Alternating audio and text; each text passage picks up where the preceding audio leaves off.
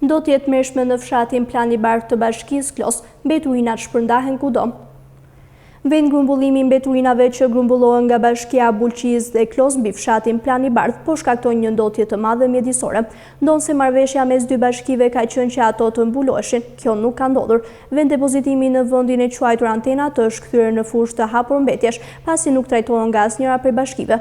Para se të krijohej ky vend depozitim, të dy bashkitë bën një marrëveshje ku Bashkia e Klosit do të ofronte hapësirën për hedhjen e mbeturinave, ndërsa Bashkia e Bulqizës do të bëte trajtimin e tyre duke i mbuluar. Por ndonse Bashkia e Klosit qëndroi marrëveshjes, kjo nuk ka ndodhur me Bashkinë Bulqizë, e cila vetëm depoziton mbetje që grumbullon në territorin e saj dhe nuk i trajton ato duke i mbuluar në vend depozitimin e përcaktuar.